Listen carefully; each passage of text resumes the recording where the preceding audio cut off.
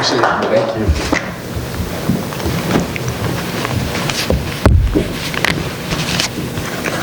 Appreciate the kind words. Above all things, I am a Christian, and I would be remiss if I didn't thank God for this blessing and opportunity that He's bestowed upon my family. I'd like to thank Dr. Wagner, Dr. Gamble for having the trust and faith in me and empowering me to become the head coach at Eastern New Mexico University. It means a lot to me. I want to thank all the players, past and present. There's a lot of them that are in the room here today. Without their outstanding performance on the field, the level of excellence they've shown in the community and in academics, I would surely not have been given this opportunity. I want to say thank you to my parents for teaching me about hard work and integrity, and my father for teaching me more about the coaching profession than he probably can ever imagine. I want to say thank you to my wife, Melissa, for your support and unparalleled loyalty. There's a saying that there's two kinds of coaches' wives, good ones and ex-ones. And I got me a good one back there. You are by far the best recruiting effort I have ever had, my #1 recruit.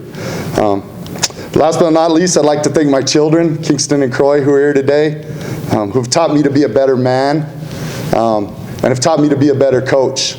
Through the love that you've shown me, has taught me how to treat my players with love and respect, to the way that I hope that they will be treated when they have teachers and coaches with respect, with dignity, and with tough love when needed.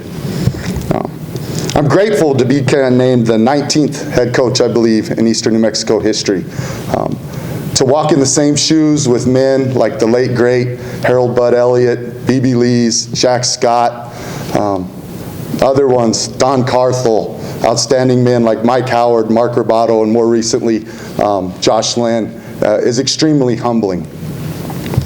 Moving forward, our program philosophy is etched already in stone out at our stadium. We are in the peanut capital of the world in Portales, and it comes from a peanut farmer, maybe the most famous peanut farmer of all time, George Washington Carver. It says, take what you have with what you are, make something of it, and never be satisfied. Well,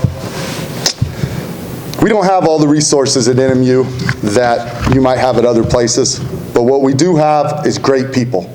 We got a fantastic administration, we got great coaches, we got outstanding young men, and a passionate alumni base that can help move us forward.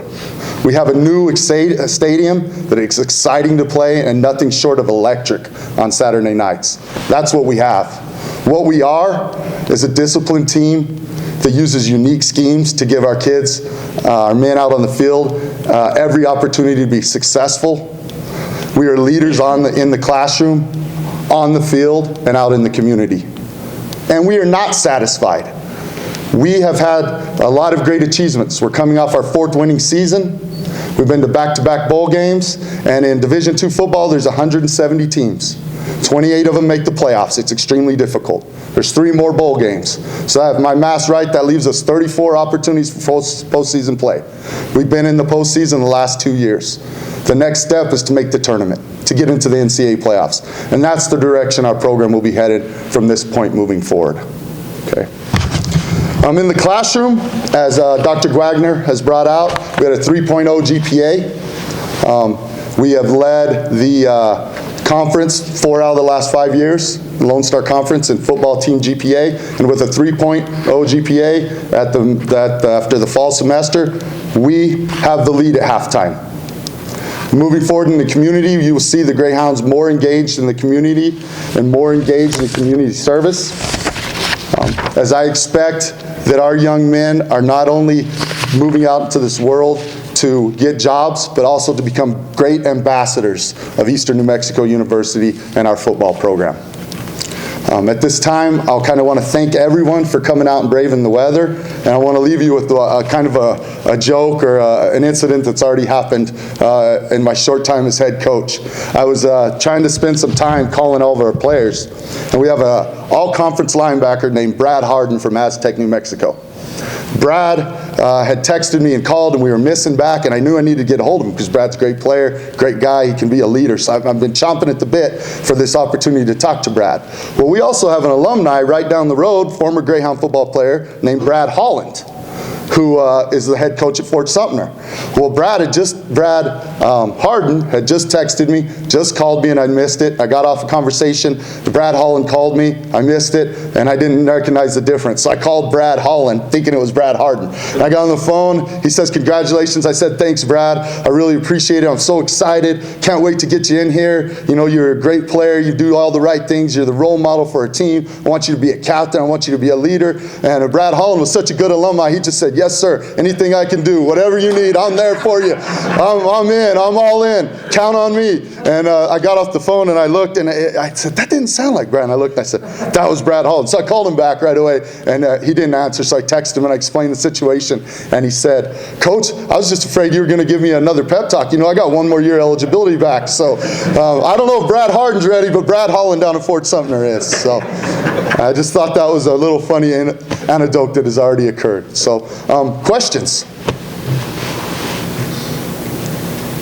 Dave. As far as the offense and the scheme of things, is it going to stay the course, or is there going to be any new ripples or wrinkles in it? No, offensively we'll stay the same. I would like to hire an offensive line coach. I've kind of done offensive line and quarterbacks, and I want to hire an offensive line coach to take that load off me so I can move towards the head coaching role. Also, in terms of when we scrimmage and stuff, I'd like to have someone else call plays and step away from that so I can serve in a head coaching capacity. Sometimes I've seen when a head coach is an offense or defensive guy and you're in your inter squad scrimmages and you're going on one side or the other, the team can be divided. I want to be able at those times when we're scrimmaging, to step away, oversee the program, and let someone else, call plays and stuff during that time. But in the game, when we're all in it together and heading forward, I will continue to call plays and handle the offense. And then, follow-up question? will you hire a new offensive coordinator? No, I will still remain as the offensive coordinator. Thank you. In that same vein, are there going to be any staff changes, coaching staff changes? You said you think about hiring a new coach. Any changes to the current coaching staff? Yeah, right now we're already looking at offensive line coaches. We know that's a #1 need. Our staff right now is kind of moving forward. It's a little bit in limbo. There's definitely some people on staff right now that will be retained, and they have some opportunities. They got to weigh what's best for them, but that should all shake out here in the next few days. And I could probably comment a lot more on that in a couple weeks.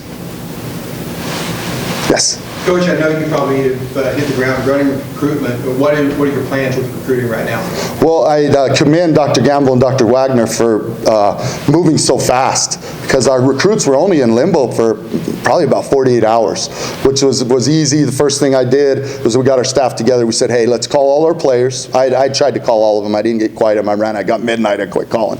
But then they took over the next day, called all our players, and then our next step was start to calling our recruits and letting them know that our program was still intact. We were still proceeding with our plan and in the same format and with our new goals and our new objectives.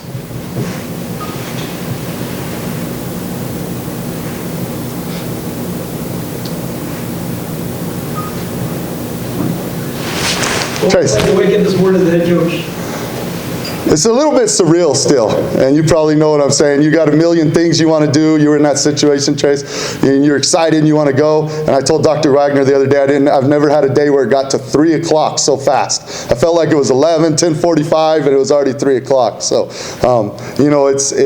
it's a little overwhelming, but it's an exciting time. It's something that I've been looking forward to a long time, and excited more than anything.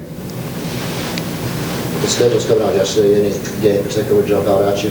Well, I mean, obviously, we're Eastern New Mexico. The Wagon Wheel is always a first and foremost game that's extremely exciting for us. I think a lot of our players at both our universities will tell you that, you can play for conference championships, you can play for playoffs and all that, but the uniqueness of that rivalry is something that is unparalleled at the small school football level. I don't believe there's a better football rivalry than you have with West Texas A&M, and that's something that I'm excited about. I've been a part of that rivalry many times, but as a head coach, that's something to be excited about.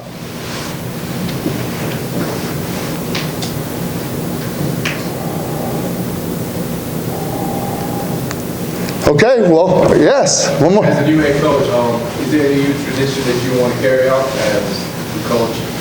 New traditions, I think it's just continuing to build on what we have.